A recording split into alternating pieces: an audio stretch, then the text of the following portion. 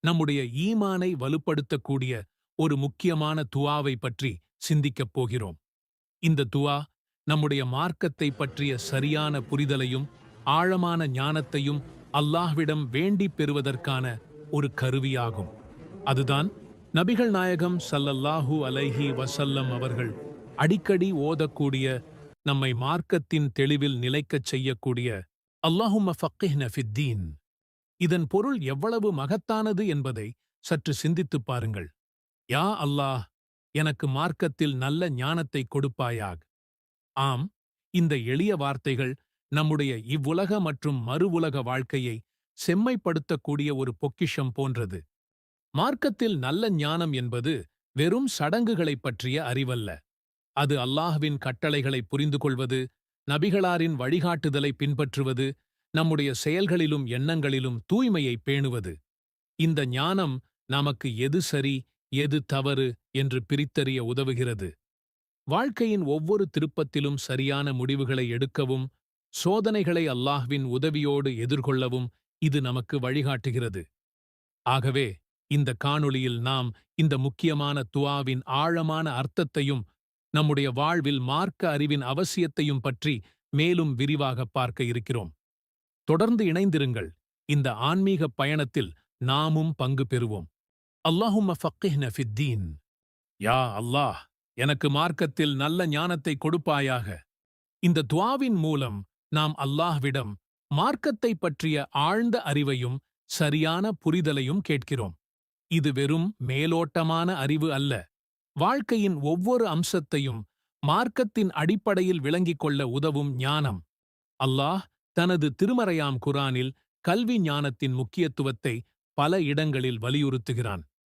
உங்களில் ஈமான் கொண்டவர்களையும் கல்வி ஞானம் கொடுக்கப்பட்டவர்களையும் அல்லாஹ் பல படித்தரங்களில் உயர்த்துவான் என்று அல்லாஹ் கூறுகிறான். மேலும் அறிந்தவர்களும் அறியாதவர்களும் சமமாவார்களா என்று அல்லாஹ் கேள்வி எழுப்புகிறான். இது அறிவின் மேன்மையை நமக்கு உணர்த்துகிறது. அல்லாஹ் முதன்முதலாக அருளிய வசனமே கல்வியின் முக்கியத்துவத்தை உணர்த்துவதாக அமைந்தது. இக்ரா பிஸ்மி ரப்பிக்கல் லதீ ஹலக, ஹலகல் இன்சான மின் அலக். இக்ரா வ ரப்புக்கல் அக்ரம், அல்லதீ அல்லம பில் கலம், அல்லமல் இன்சான மா லம் யஅலம். நபியே, படைத்த உம்முடைய இறைவனின் திருப்பெயரால் நீர் ஓதுவீராக. அவன் மனிதனை கருவுற்ற நிலையிலிருந்து படைத்தான். நீர் ஓதுவீராக. உம்முடைய இறைவன் மிகவும் கண்ணியமானவன். அவனே எழுதுகோலைக் கொண்டு கற்றுக் கொடுத்தான். மனிதனுக்கு அவன் அறியாதவற்றையெல்லாம் கற்றுக் கொடுத்தான்.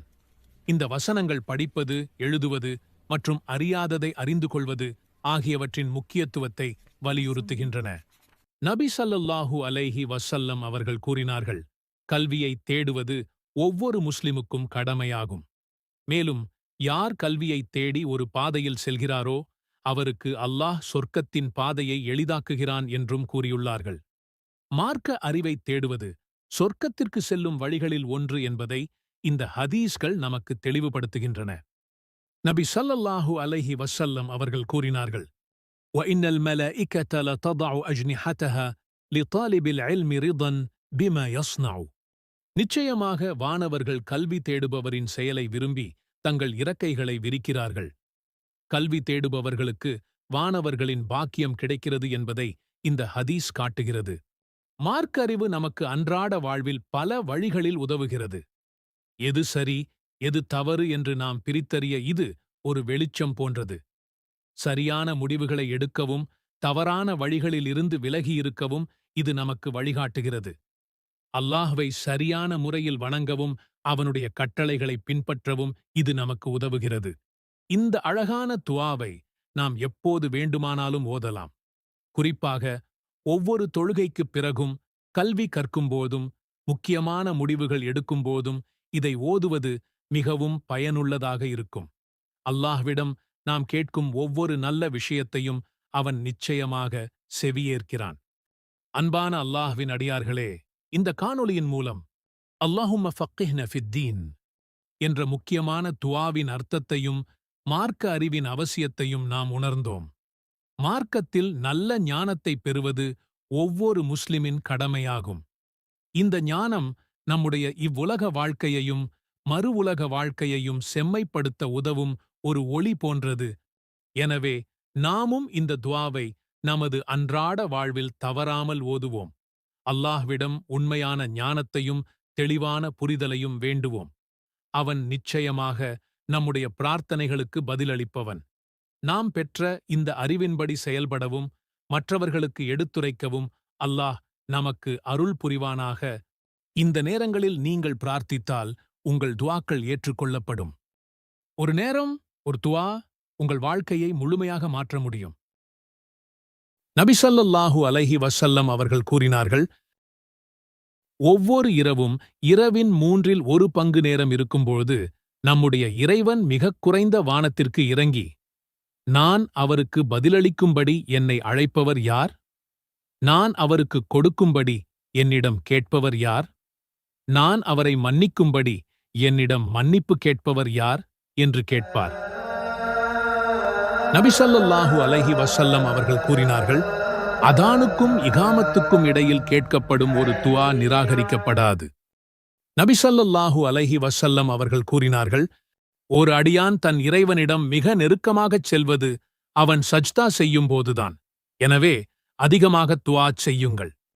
நபி ஸல்லல்லாஹு அலைஹி வஸல்லம் அவர்கள் கூறினார்கள், வெள்ளிக்கிழமை ஒரு நேரம் இருக்கிறது.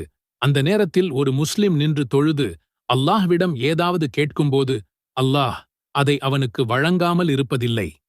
நபி ஸல்லல்லாஹு அலைஹி வஸல்லம் அவர்கள் கூறினார்கள், அதான் சொல்லப்படும் போதும் மழை பெய்யும் போதும் உங்கள் பிரார்த்தனைகளுக்கு பதிலைத் தேடுங்கள்.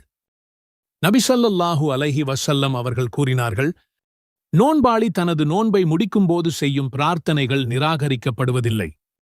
நபி ஸல்லல்லாஹு அலைஹி வஸல்லம் அவர்கள் கூறினார்கள், சிறந்த பிரார்த்தனை துஆ அரஃபா நாளில் செய்யும் பிரார்த்தனையாகும். நபி ஸல்லல்லாஹு அலைஹி வஸல்லம் அவர்கள் கூறினார்கள், ஒடுக்கப்பட்டவர்களின் பிரார்த்தனையைப் பற்றி எச்சரிக்கையாக இருங்கள். ஏனென்றால் அதற்கும் அல்லாஹ்வுக்கும் இடையில் எந்த தடையும் இல்லை. நபி ஸல்லல்லாஹு அலைஹி வஸல்லம் அவர்கள் கூறினார்கள், நீங்கள் நோயாளிகளை பார்க்கும்போது அவர்கள் மீது நன்மையை சொல்லுங்கள். ஏனென்றால் உங்கள் பிரார்த்தனைகள் பதிலளிக்கப்படுகின்றன. நபி ஸல்லல்லாஹு அலைஹி வஸல்லம் அவர்கள் ஒவ்வொரு கடமையான தொழுகைக்குப் பிறகும் திக்ர் மற்றும் துஆக்களைச் செய்ததாக கூறப்படுகிறது. துஆ என்பது வழிபாட்டின் சாராம்சம். மேலும் அல்லாஹ் குறிப்பிட்ட நேரங்களில் நமது பிரார்த்தனைகள் ஏற்றுக்கொள்ளப்படுவதற்காக கருணையின் கதவுகளை திறந்திருக்கிறான்.